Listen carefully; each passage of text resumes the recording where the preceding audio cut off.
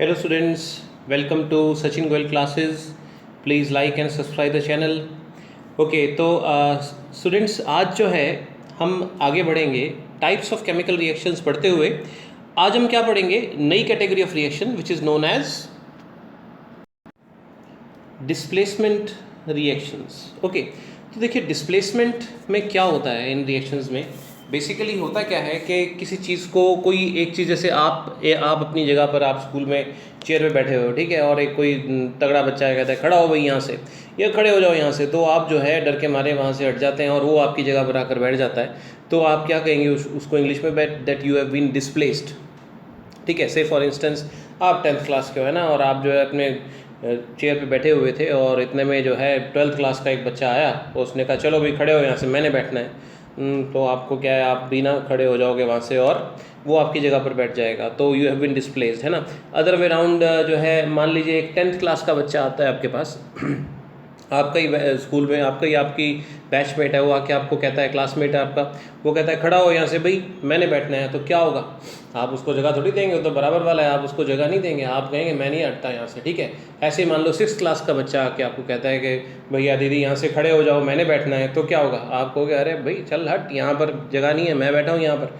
तो बेसिकली क्या होता है कि डिस्प्लेसमेंट में एक एलिमेंट को उसके सॉल्ट सोल्यूशन में से हटा दिया जाता है और उसकी जगह दूसरा कोई एलिमेंट लग जाता है, लेकिन कंडीशन ये होती है कि जो दूसरा एलिमेंट आके लगता है वो पहले वाले एग्जिस्टिंग एलिमेंट से ताकतवर, यानी अदर इन टेक्निकल टर्म्स हम कहते हैं मोर रिएक्टिव होना चाहिए, तभी वो उसको डिस्प्लेस कर पाता है।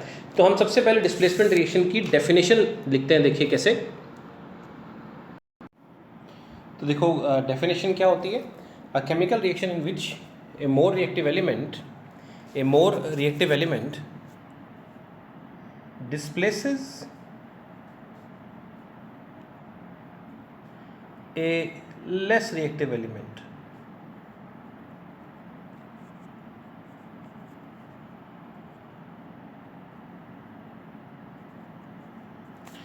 from its salt solution। ठीक है, from its salt solution is called a displacement reaction।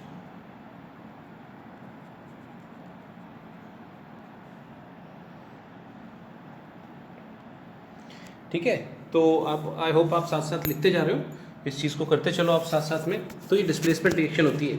देखिए अगर हम इसका इन जनरल एक रिप्रेजेंटेशन दें, जैसे इसके अंदर इन जनरल अगर हम बात करें तो क्या होगा, जैसे ए प्लस मान लीजिए आपके पास जो है, सपोज़ कीजिए कि एक कंपाउंड है बी जिसके साथ में लगा हुआ है सी। ठीक है, तो इसमें केमिकल रिएक्शन में क्या होगा कि जो है, अगर ये ए जो है, अगर ए जो है ये बी से ज़्यादा ताकतवर हुआ, ठीक है, तो क्या होगा कि ये जो है ये बी को हटा देगा इस रिएक्शन में। ठीक है, ये बी को हटा देगा और खुद सी के साथ जाके लग जाएगा, यानी कि आपके पास जो प्रोडक्ट बनेगा उसमें क्या होगा कि डिस्प्लेसमेंट किसका हुआ? बी का, और यहाँ पर बन जाएगा आपके पास ए अलॉन्ग विद जो है सी, ए सी बन जाएगा, और जो है आपका जो बेचारा बी है वो बी जो है वो अलग हो जाएगा, है ना, वो बी जो है वो डिस्प्लेस हो जाएगा, क्योंकि वो बेचारा कमज़ोर था, तो जो ए था वो बदमाश था, उसने उसको हटा के अलग कर दिया। ठीक है, तो ये जो है this is an example of displacement reaction. General representation है कि जो है ए ने क्या किया, बी को हटाकर और खुद सी के साथ जाके लग गया, बी को डिस्प्लेस कर दिया, तो such reaction is known as displacement reaction. ठीक है, इसका जो है एक टिपिकल एग्जाम्पल हम करेंगे यहाँ पर। उसमें क्या है कि जो है एक ही एग्जाम्पल बेसिकली इसके अंदर हमने करना है, वो एग्जाम्पल देखते हैं अपने। For example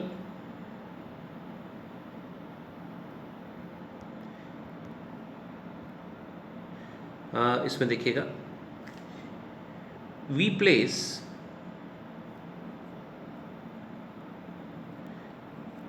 A clean iron nail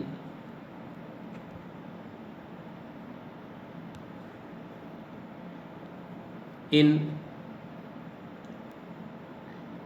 an aqueous मतलब पानी में, है ना, an aqueous solution of copper sulfate.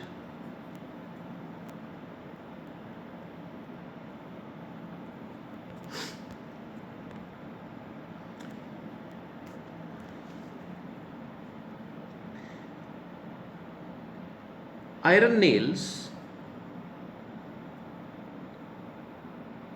are black in color,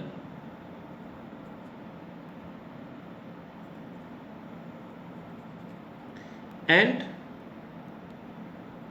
the solution of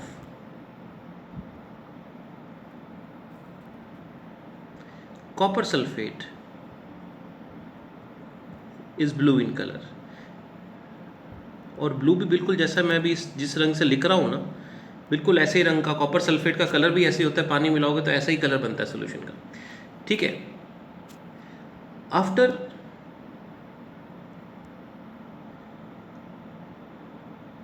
a minimum of about half an hour,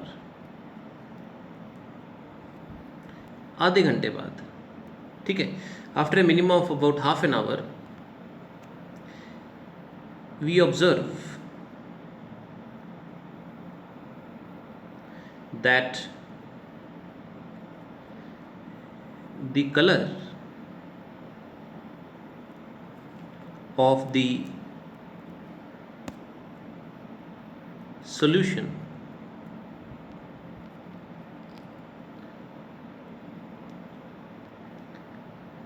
turns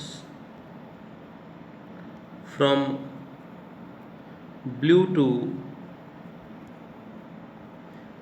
pale green, हल्का हल्का सा धुंधला सा जो है, हल्का हल्का ग्रीनिश कलर लग जाता है,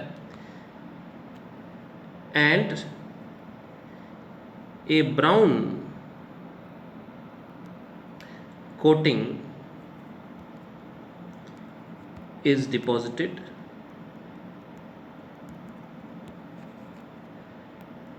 on iron nails. Iron nails के ऊपर ब्राउन ब्राउन कलर की एक कोटिंग डिपॉजिट होती है, बिल्कुल जैसे कॉपर की वायर होती है ना, वैसा colour.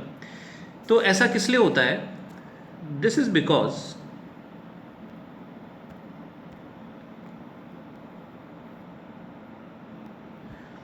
Iron is more reactive than copper.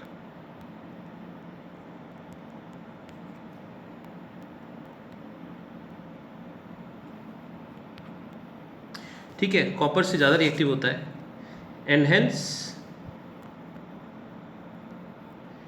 it displaces copper from its salt solution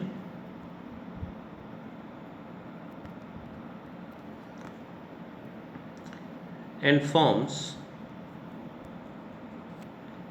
FeSO4,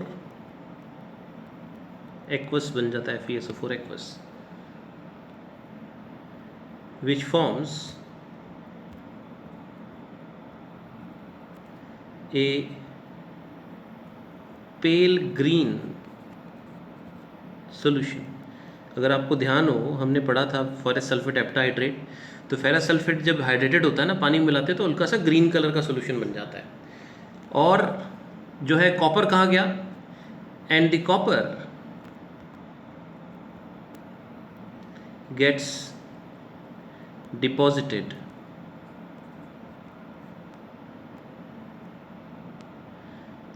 on iron nails। ठीक है, तो इस तरीके से ये रिएक्शन होता है। तो जो है द इक्वेशन फॉर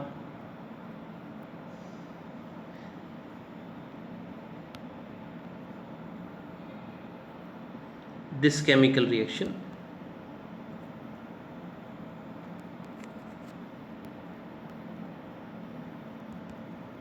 is, होगा क्या कि जो है आपने इस पहले लिया था आयरन जिसकी फिजिकल स्टेट थी सॉलिड, और साथ में आपने लिया था कॉपर सल्फेट जिसकी फिजिकल स्टेट थी एक्वस, ठीक है, AQ। अब ये जो रिएक्शन के बाद, ठीक है, मैं यहाँ पर लिख देता हूँ, रिएक्शन के बाद क्या होगा कि FeSO4 बन जाएगा एक्वस और कॉपर जो है वो बन जाएगा सॉलिड, ठीक है। जहाँ तक कलर की बात करें हम तो जो है कॉपर सल्फेट जो था वो तो हमारा जो था ये ब्लू था, कॉपर सल्फेट का कलर ब्लू था। आयरन की जब आप बात करेंगे, आयरन जो था वो था ब्लैक। बाद में जो है रिएक्शन के बाद फेरस सल्फेट का कलर कैसा हो गया, फेरस सल्फेट का कलर हो गया ग्रीन। और कॉपर जो है, कॉपर किस कलर का हो गया बाद में, ब्राउन, ठीक है।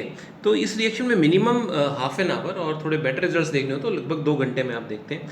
एक बार पहले जो है कि MCQ आया था तो बड़ा प्रॉब्लम क्रिएट हुई थी दिमाग में कि कम से कम कितना समय चाहिए होता है रिएक्शन के लिए, तो उसका जवाब भी एटलीस्ट, क्योंकि थोड़ा इतना फास्ट भी नहीं होता रिएक्शन, तो लेकिन कम से कम हाफ एन आवर जो है to get some really observable changes, इस रिएक्शन में जो है मिनिमम हाफ एन आवर देना होता है। और बेटर रिजल्ट्स के लिए 2 आवर्स के बाद आप इसमें बहुत अच्छे रिजल्ट्स देख सकते हैं। तो कुल मिला के इसमें होता क्या है, आप ये समझो कि जैसे जो है शुरू में आपने क्या किया, जैसे आप समझें कि एक वेसल लिया, ठीक है, एक वेसल के अंदर आपने जो है एक लोहे की कील डाल दी, ठीक है, एक लोहे की आपने कील रख दी और उसके ऊपर आपने डाल दिया कॉपर सल्फेट, ठीक है। कॉपर सल्फेट का कलर जो होता है, कॉपर सल्फेट जो है वो ब्लू कलर का ही होता है और उसका एक्वस सोल्यूशन भी ब्लू होता है, ऐसा बिल्कुल जैसा मैं ये कलर यूज़ कर रहा हूँ बिल्कुल यही कलर होता है उसका, ठीक है। तो आफ्टर हाफ एन आवर आप क्या ऑब्जर्व करेंगे, इसके अंदर जो चेंज आप ऑब्जर्व करेंगे वो क्या होगा कि जो है इसमें एक तो सोल्यूशन का कलर बदल जाएगा, ठीक है। सोल्यूशन का जो कलर है वो जो है वो पेल ग्रीन, हल्का सा धुंधला सा ग्रीनिश से कलर का हो जाएगा वो, क्योंकि इसमें क्या है इतना ऐसा फ्लोरोसेंट ग्रीन नहीं, सिर्फ एक रिप्रेजेंटेशन है, ऐसा ग्रीनिश से कलर का हो जाए, क्योंकि जो कॉपर सल्फेट है वो किस में कन्वर्ट हो गया, फेरस सल्फेट में। और जो हमारी लोहे की कील है उस लोहे की कील के ऊपर आप क्या देखोगे कि ब्राउन से कलर की कोटिंग डिपॉजिट हो जाती है लोहे की कील के ऊपर। यानी कहने का मतलब ये है कि आप ये देखेंगे कि जैसे अगर क्रॉस सेक्शन देखें तो लोहे की कील तो है काली, अंदर से आयरन है, मगर उस आयरन के ऊपर जो है वो ब्राउन से कलर की जो है कोटिंग उसकी सरफेस के ऊपर डिपॉजिट हो जाती है। ये ब्राउन कलर की कोटिंग जो इसकी सरफेस पे डिपॉजिट होती है ये क्या होता है, ये कॉपर होता है। This is what you call copper. तो आपको होपफुली मेरी बातें समझ आ रही होगी। तो ये केमिकल रिएक्शन जो है ये एक डिस्प्लेसमेंट रिएक्शन का एग्जांपल है, ये एक डिस्प्लेसमेंट रिएक्शन होती है। लेकिन आप देखिए डिस्प्लेसमेंट होने के लिए एक नेसेसरी कंडीशन क्या थी कि जो था आयरन जो था वो कॉपर से ज़्यादा रिएक्टिव था, तभी ऐसा हम कर पाए। अगर हम इसका रिवर्स करते, ठीक है, अगर हम इसका रिवर्स करते, सपोज करो कि जैसे एक बात को समझे भी, चलो अब की बार फिर से जो है हम एक वेसल लेते हैं और अब की बार क्या करते हैं कि उसमें जो है हम सबसे पहले जो है ये आयरन सल्फेट डालते हैं, एक्वस सोल्यूशन आयरन सल्फेट का। इसमें हम क्या करते हैं, कॉपर की एक तार डाल देते हैं। कॉपर देखा है ना आपने, अपनी जो वायर्स होती हैं कॉपर की बनी होती हैं, आप कॉपर की एक वायर डाल देते हैं इसके अंदर ऐसे, ठीक है। तो आप क्या देखोगे, कितनी भी देर आप पढ़ रहने दो, आपको जो है there will be no change. जो आप ध्यान से इसको देखोगे there will be no change, no reaction, कोई रिएक्शन नहीं होगा इसके अंदर, नो रिएक्शन। क्यों नहीं होगा? क्योंकि कॉपर बेचारा आयरन से लेस रिएक्टिव होता है। कॉपर आप चाहें कि भाई कॉपर जो है वो जो है FeSO4 के अंदर अगर आप डालें और आप उसको कॉपर को कहते हैं रिएक्ट करने के लिए, बिल्कुल नहीं हो सकता। अभी 6th क्लास का बच्चा आपको कहे भैया खड़े हो, दीदी खड़े हो अपनी जगह से, मैं बैठूंगा, तो ऐसे थोड़ी आप अपनी जगह छोड़ दोगे। उसके लिए आपसे बड़ी क्लास का, आपसे बड़ा कोई आएगा, तब आपसे ताकतवर आएगा, वही आपको आपकी जगह से हटा पाएगा। तो ये जो है डिस्प्लेसमेंट रिएक्शन होती है। और डिस्प्लेसमेंट के लिए ज़रूरी चीज़ ये होती है कि डिस्प्लेसमेंट जब भी हो पाता है जब जो डिस्प्लेस करने वाला है और जिसने उसको डिस्प्लेस करना है वो उससे ज़्यादा ताकतवर हो, तभी आप ऐसा कर सकते हैं, ठीक है। तो ऐसे करने पर हमारे दिमाग में भाई एक चीज़ आती है, वो आती है क्या कि भाई ठीक है, बहुत अच्छी बात है सर कि जो है मोर रिएक्टिव लेस रिएक्टिव की आपने बात तो बता दी, लेकिन फिर आप साथ साथ ये भी बताइए भी हमें कैसे पता लगेगा, कोई सपना थोड़ी आ रहा है कौन रिएक्टिव ज़्यादा है कौन रिएक्टिव कम है। तो मैं जो है आपको यहाँ पर एक जो है याद करने के लिए एक एक आपको रिएक्टिविटी सीरीज़, इसको एक्टिविटी या रिएक्टिविटी सीरीज़ बोलते हैं, वो मैं आपको बताऊंगा। और उसको याद करने के अपने अपने तरीके होते हैं, तो मैं एक नुस्खा आपको बताऊंगा, उसके बाद जो है आपको पता लग जाएगा कि कौन ज़्यादा रिएक्टिव और कौन कम रिएक्टिव है। ठीक है, तो आपको पता ही है लॉकडाउन है तो मेरे पास जो रिसोर्सेज हैं लिमिटेड है, तो मोबाइल की स्क्रीन छोटी है, तो लिस्ट लंबी होगी तो हम उसको अपने तरीके से जो है कंप्लीट करेंगे। थोड़ा सा आप ध्यान से देखते जाना और होपफुली आप साथ साथ नोट कर रहे हो यहाँ पर। तो जो है यहाँ पर जो है इन दी, या ये कह सकते हैं आप इसमें, दी relative order of reactivity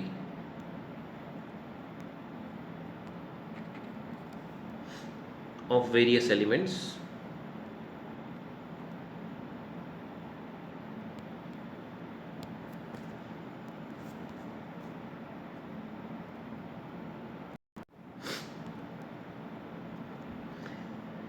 can be determined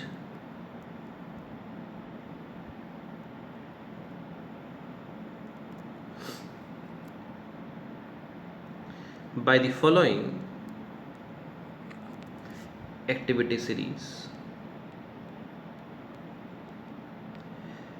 इस एक्टिविटी सीरीज़ में हम कुछ नहीं, एलिमेंट्स के कुछ एलिमेंट्स, सारे एलिमेंट्स नहीं है, कुछ एलिमेंट्स जो बीइंग इन क्लास 10 हमारे लिए ज़रूरी होते हैं उनके नाम लिखेंगे, और उसके बाद जो है हम उसमें जो एलिमेंट ऊपर होगा उस लिस्ट में वो ज़्यादा रिएक्टिव होगा, जो नीचे होगा वो लेस रिएक्टिव होगा। तो ये एक्टिविटी सीरीज़ जो है ये हम इसको देखते हैं। देखिए इसमें क्या है कि ये एक्टिविटी सीरीज़ में क्या क्या चीज़ें आती है। देखो आप, सबसे पहले आता है जो है पोटेशियम,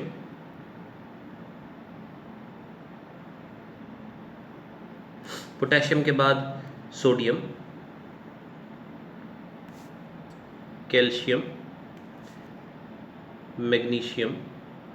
ठीक है, नीचे जाते हुए रिएक्टिविटी कम होती जा रही है। तो मैंने क्या कर रखा है, इसको जो है याद करने की एक सीरीज़ बना, एक तरीका, एक तुकबंदी बना रखी है। जैसे जो नाम बनता है उसका पहला पहला अल्फ़ाबेट लेते हैं और उससे बनाते हैं। तो जैसे देखो आप यहाँ पर, वो मैं साथ साथ बताता जा रहा हूँ, लिस्ट हम आप वर्टिकली लिखते जाएंगे। मेरे पास मोबाइल में इतनी स्पेस ही है, यहाँ पर स्क्रीन छोटी है, तो यहाँ पर आएगा पी से आया पॉपुलर,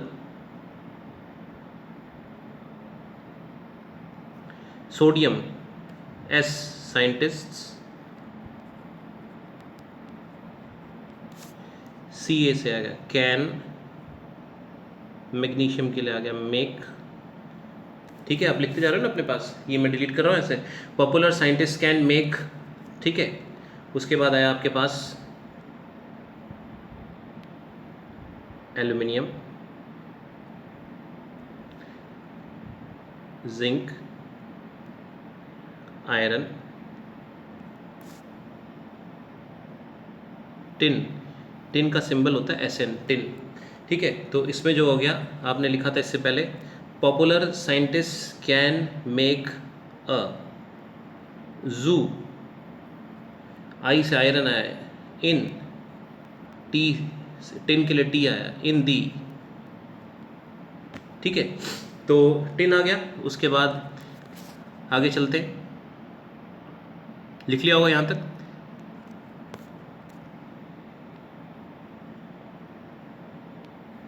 लेड,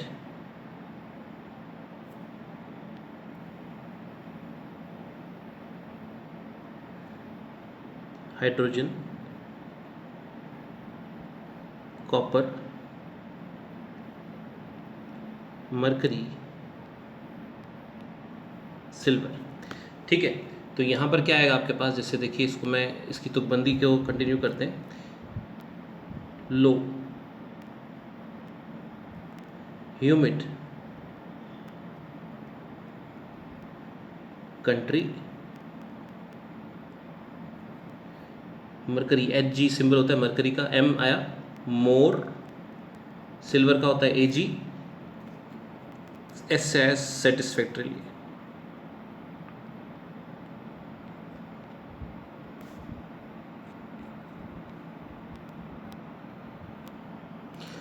तो ये क्या बना, popular scientist can make a zoo in the low humid country more satisfactorily. ठीक है, तो इससे क्या होगा कि आपको जो है बड़ी आसानी से इसको जो है आप इसको सॉल्व कर सकोगे। आपने कॉपी पे वर्टिकली लिख लिया होगा, तो आप इसमें क्या ऑब्जर्व करोगे कि इस लिस्ट में पूरी कंटिन्यूस लिस्ट है, मैंने 3 पेजेस पे लिखी है मगर कंटिन्यूस लिस्ट है, तो इसको ऊपर से नीचे जाओगे ना अगर आप, तो रिएक्टिविटी डिक्रीज करती है।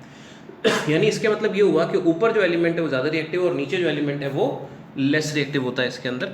तो इसमें नियम क्या है कि जैसे इसमें से, इस लिस्ट में से, जैसे मान लो अब अगर अपन दोबारा से बात करें इस लिस्ट को जो है देखें, तो जैसे मेरे को अगर याद है तो क्या हुआ इसमें, हुआ popular scientists can make a zoo in the low humid country more satisfactory. ठीक है, तो इसमें मैं क्या है, ये मैंने ऐसे लिख दिया लिस्ट ऐसे, मतलब जो है सबसे ऊपर सबसे पहले वो ज़्यादा रिएक्टिव, नीचे वाला लेस रिएक्टिव।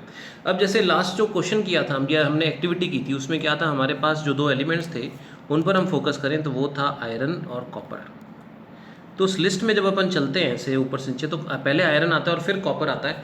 इसका मतलब बड़ा साफ है कि iron is more reactive than copper. तो आयरन कॉपर को डिस्प्लेस कर सकता है, लेकिन कॉपर बेचारा आयरन को डिस्प्लेस नहीं कर सकता। ठीक है, तो ये डिस्प्लेसमेंट रिएक्शंस का एसेंस होता है। ये लिस्ट आपको याद होनी चाहिए। हालांकि आप देखो सारे एलिमेंट्स थोड़ी हैं इसके अंदर, लेकिन ये इतना सफिशिएंट है कि क्लास 10 में कोई स्टूडेंट अगर होगा तो वो आसानी से इसको कर सकेगा। जैसे मान लीजिए, जस्ट फॉर एग्जांपल आपसे सवाल पूछा जाता है, जैसे कि मान लीजिए ये एक क्वेश्चन पूछते भी, आप बताओ कि ये रिएक्शन होगा कि नहीं होगा। ठीक है, रिएक्शन क्या है कि जो है, मान लीजिए रिएक्शन है कि calcium plus sodium sulphate Na2SO4। ठीक है, तो रिएक्शन होगा कि नहीं होगा, तो आप क्या करोगे, आप कैल्शियम और सोडियम को देखोगे। कैल्शियम और सोडियम को जब आप देखोगे तो आप देखोगे कैल्शियम तो बेचारा नीचे है, उसमें कहाँ ऐसी मजाल वो नीचे की क्लास में बेचारा वो सोडियम को हटा सके, तो यहाँ पर रिएक्शन नहीं होगा। यही इसका रिवर्स होता। रिवर्स ऐसे होता कि मान लो सोडियम प्लस CaSO4, तो हाँ बिल्कुल बड़ी आसानी से रिएक्शन होता, सोडियम का सल्फेट बन जाता और कैल्शियम बेचारा अलग हो जाता, क्योंकि सोडियम जो है वो कैल्शियम से ज़्यादा ताकतवर है। ठीक है, तो इसमें क्या है कि एक एक्टिविटी है अपनी, जो है आप समझ लीजिए लैब मैनुअल में, उस पे बेस्ड मैं आपको एक जो है ना एक्टिविटी करवाता हूँ इसके अंदर साथ साथ। तो आपके डिस्प्लेसमेंट रिएक्शंस के सारे जो हैं वो जो भी आपके डाउट्स हैं वो सारे के सारे साथ साथ ही क्लियर हो जाएंगे। देखते हैं कैसे। ओके, तो ये जो एक्टिविटी है इसमें क्या होता है कि आपको जो है you are given 16 test tubes. उन 16 टेस्ट ट्यूब्स में क्या करना होता है, आपको दिया जाता है एल्यूमिनियम सल्फेट का सोल्यूशन, जिंक सल्फेट का सोल्यूशन, FeSO4 का सोल्यूशन और कॉपर सल्फेट का सोल्यूशन। ठीक है, ये जैसे आप देख रहे हो ये 4 सोल्यूशंस जो हैं एक्वा सोल्यूशंस आपको दिए जाते हैं बीकर के अंदर। इनको 4 टेस्ट ट्यूब में आप डाल लेते हो। 4 टेस्ट ट्यूब में, 4 टेस्ट ट्यूब्स में एल्यूमिनियम सल्फेट, 4 में जिंक सल्फेट, 4 में फेरस सल्फेट और 4 में कॉपर सल्फेट के एक्वा सॉल्यूशंस आप इसमें जब डाल लेते हो, तो उसके बाद क्या होता है कि आपको जो है और आपको क्या होता है कि एल्युमिनियम के कुछ पीसेस, ये एल्युमिनियम पाउडर, जिंक, कॉपर और आयरन, ठीक है, ये यहाँ पर जो मैंने लिखा हुआ है, ठीक है, तो ये जो है ये चीज़ें आपको दी जाती हैं इसके अंदर, जो यहाँ पर मेंशन्ड है, ये एल्युमिनियम, जिंक, कॉपर और आयरन, इन मेटल्स के आपको पीसेस या पाउडर आपको दी जाते हैं। और उसके बाद क्या होता है कि आपको जैसे हर टेस्ट ट्यूब में जैसे जिसमें 4 टेस्ट ट्यूब में आपने एल्युमिनियम सल्फेट डाला, उस टेस्ट ट्यूब में एक में आपने एल्युमिनियम डालना है, एक में जिंक डालना है, एक में आयरन डालना है, एक में कॉपर डालना है, और देखना रिएक्शन होता है कि नहीं होता। उसी तरह जिंक सल्फेट की 4 जो एक्वस सोल्यूशन की टेस्ट ट्यूब्स में, उसमें एक में एल्युमिनियम, एक में जिंक, एक में आयरन, एक में कॉपर डालना है। ऐसे ही FeSO4 इनमें आपने डालना है। तो टोटल 16 कॉम्बिनेशंस आपके पास यहाँ पर आ जाएंगे, और फिर आपने ऑब्जर्व करना है कि कहाँ पर रिएक्शन होगा और कहाँ पर नहीं होगा, और उससे जो है आप पता लगा सकते हैं कौन ज़्यादा रिएक्टिव होता है और कौन कम रिएक्टिव होता है। तो आपको करना क्या है कि इस ग्रिड में जहाँ पर तो रिएक्शन होगा वहाँ टिक, और जहाँ पर रिएक्शन जिस केस में नहीं होगा वहाँ पर क्रॉस लगाना होगा। जैसे मान लो मैं आपको मैं सॉल्व करके दिखाता हूँ। जैसे मान लीजिए यहाँ पर हम बात करते हैं फर्स्ट केस में, यहाँ पर इस लॉट में रिएक्शन जो है वो नहीं हो पाएगा। वो क्यों नहीं हो पाएगा? क्योंकि एल्युमिनियम सल्फेट में एल्युमिनियम डालो तो ये कुछ ऐसी सिचुएशन होगी कि आप बैठे हो और आपके 10th क्लास का एक बच्चा आपको आके कहता है, आपका ही फ्रेंड आपको कहता है खड़ा हो यहाँ से, तो आप उसकी जगह थोड़ी छोड़ोगे, आप अपनी जगह थोड़ी छोड़ोगे। बराबर वाला है या कमज़ोर वो डिस्प्लेस नहीं कर सकता। डिस्प्लेस करने के लिए सामने वाला तगड़ा होना चाहिए, ठीक है। तो अगर अपने ध्यान करें, जैसे popular scientist can make a जू, अगर अपने रिकॉल करें, सबसे उसमें रिएक्टिव है एल्युमिनियम, फिर उसके बाद है जिंक सल्फेट, फिर उसके बाद जिंक है, उसके बाद फिर आयरन है, फिर कॉपर है। पॉपुलर साइंटिस्ट कैन मेक अ, फिर उसके बाद आता है जू, इनमें आयरन आ जाता है, लो ह्यूमिड कंट्री बेचारा कॉपर सबसे नीचे आता है। तो इन सब चीज़ों को ध्यान में रखते हुए हमने क्या करना होता है कि ये जो ग्रिड है इसमें टिक और क्रॉस लगाना है, जहाँ रिएक्शन होगा वहाँ टिक और जहाँ रिएक्शन नहीं होगा वहाँ पर क्रॉस लगाना होता है। तो सबसे पहले बात करें एल्यूमिनियम सल्फेट में, एल्यूमिनियम डाला कोई रिएक्शन नहीं होगा, जिंक बेचारा एल्यूमिनियम से लेस रिएक्टिव है, वो कहाँ से उसको डिस्प्लेस करेगा, ना आयरन इसको डिस्प्लेस कर सकता ना कॉपर डिस्प्लेस कर सकता, यानी एल्यूमिनियम सल्फेट वाले सोल्यूशन में आपको कोई रिएक्शन नहीं दिखेगा, ठीक है। जिंक सल्फेट में अगर हम एल्यूमिनियम डालेंगे तो यहाँ पर आप जो है फ़र्क देखोगे, यहाँ पर जो है यहाँ पर रिएक्शन होगा, जिंक सल्फेट से एल्यूमिनियम जिंक से ज़्यादा रिएक्टिव होता है, यहाँ पर आप टिक लगाएंगे यहाँ पर रिएक्शन होगा, लेकिन बाकी जगह पर बाकी किसी भी केस में जो है यहाँ पर रिएक्शन जो है वो नहीं होगा। यहाँ पर जिंक को डिस्प्लेस नहीं कर सकता, आयरन जिंक से लेस रिएक्टिव होता है, कॉपर जिंक से लेस रिएक्टिव होता है। उसके बाद आते हैं नेक्स्ट, एल्यूमिनियम के पीस को डाला फेरस सल्फेट सोल्यूशन में, तो बिल्कुल यहाँ पर जो है क्योंकि एल्युमिनियम जो है आयरन से ज़्यादा रिएक्टिव है, यहाँ पर रिएक्शन होगा। जिंक का टुकड़ा अगर आपने डाला या जिंक पाउडर डाला फेरस सल्फेट में तो भी रिएक्शन होगा, लेकिन उसके बाद वाला कोई भी रिएक्शन आपके पास यहाँ पर नहीं हो पाएगा, क्योंकि आयरन को डिस्प्लेस नहीं करेगा और कॉपर भी बेचारा जो है आयरन से लेस रिएक्टिव होता है। नेक्स्ट आते हैं जो है एल्युमिनियम के पीस को डाला आपने कॉपर सल्फेट सोल्यूशन में, तो आप क्या ऑब्जर्व करेंगे, भाई एल्युमिनियम जो है वो तो ज़्यादा घातक है, ज़्यादा रिएक्टिव है, हटा देगा उसको। उस तरह से जिंक भी ज़्यादा रिएक्टिव है, हटा देगा उसको। आयरन भी बेचारे से ज़्यादा रिएक्टिव है, तो हमने एक्टिविटी में किया था। सिर्फ जो है लास्ट केस जो होगा उस केस में जो है आपके पास यहाँ पर कोई रिएक्शन नहीं हो पाएगा, there will be no reaction. तो इस तरीके से क्या है कि अगर आप इस ग्रिड को समझ लेते हो, यानी you have done 16 reactions, you have observe 16 reactions that are related to displacement, ठीक है। तो अगर आप कर लेते हो तो इससे बाहर आपका कोई सवाल बन ही नहीं सकता, इसको आपने ढंग से समझ लेना है, इसको पहली बात। और इसमें एक चीज़ जो है लास्ट में आपको बता देता हूँ कि थोड़ा सा आप इसको ध्यान से देख लेना कि एक तो ये है कि रिएक्टिविटी सीरीज़ में एलिमेंट्स में जितना ज़्यादा अंतर होगा, ठीक है, एक बहुत ऊपर का एलिमेंट है और एक बहुत नीचे का, रिएक्शन की स्पीड उतनी ही ज़्यादा होगी। जितना उनमें गैप कम होगा, डिस्प्लेसमेंट की रिएक्शन की स्पीड जो है ना वो भी कम होगी। और इसमें एक और इम्पॉर्टेंट लास्ट बात जो है, आई होप आपने ये अपने पास ये ग्रिड बना लिया होगा, जो इसमें जो लास्ट बात इसमें जो आपने और मैंने आपको इसमें ऐड करना चाहता हूँ वो ये कि जो है ऑल डिस्प्लेसमेंट रिएक्शंस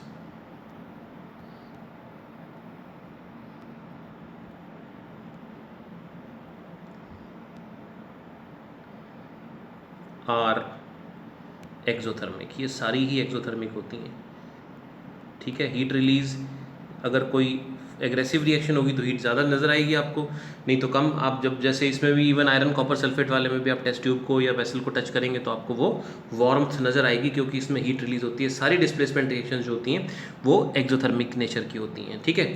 तो उसके बाद जो है इसमें जो लास्ट टाइप ऑफ रिएक्शन रह जाता है, ये हमने कर लिया, इसको अच्छे से हमने कर लिया। This is all about displacement reactions.